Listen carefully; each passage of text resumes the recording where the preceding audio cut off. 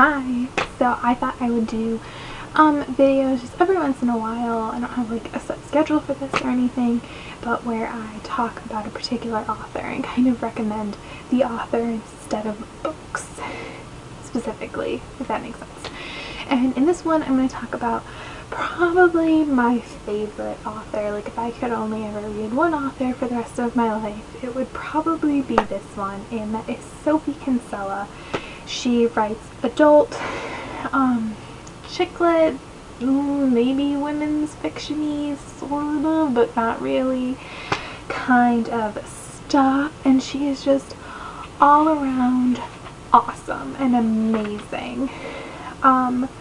She probably is most known for the Confessions of a Shopaholic series, which, let's see if I can do this off the top of my head, is Confessions of a Shopaholic, Shopaholic Takes Manhattan, Shopaholic Ties the Knot, Shopaholic and Sister, Shopaholic and Baby, Mini Shopaholic. Pretty sure that was right.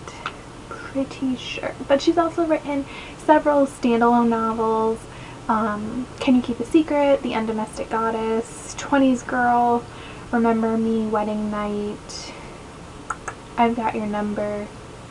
I think that's all of them. She is a British author, and I definitely think her books are full of witty British humor. I find them incredibly appealing. That type of humor is right up my alley, so she is amazing.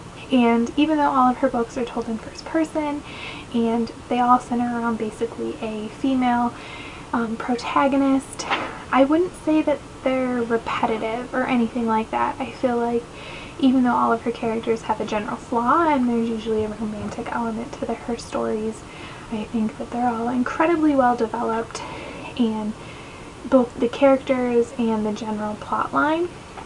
Another thing I really like about her is just her realistic portrayal of everything. So women especially, I mean, it's obviously a huge part of her books, and she does such a good job with them. They're flawed.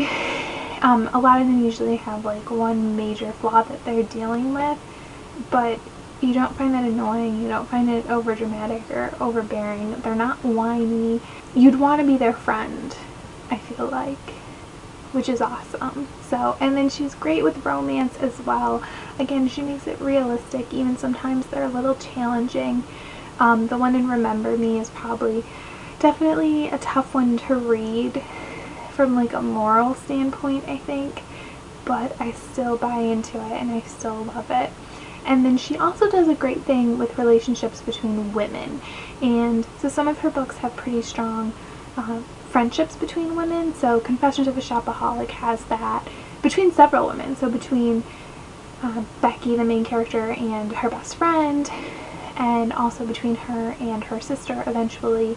I think the way she handles those relationships is very interesting. And then like 20s Girl, really, as much as there's a romance in there, I think the relationship between the main character and her, is it her great aunt? I think it's her great aunt, is really nice and fun to read. Like, I almost enjoy that book more for that relationship development than the romantic story development. And her books are just filled with the feels, for real. I mean, they make you laugh, they make you, like, well, I'm not sure I've ever cried, but I've definitely gotten super emotional and super invested in these characters. I feel like them a lot of times, and I cringe when they say something they shouldn't, and I rejoice when they get things that I feel like they deserve.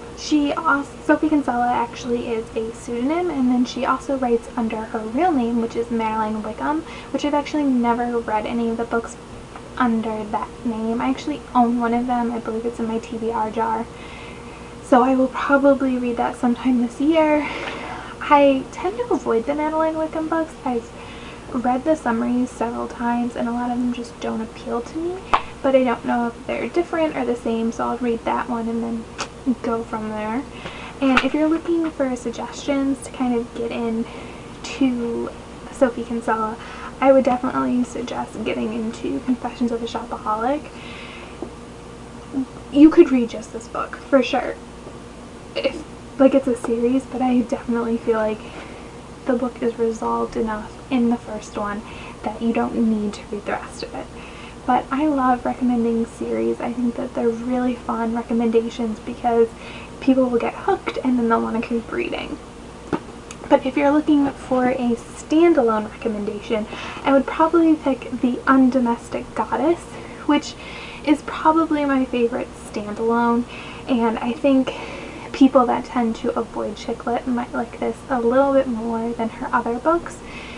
Maybe an exception would be 20s Girl, because like I said, has that relationship, that strong relationship between two women.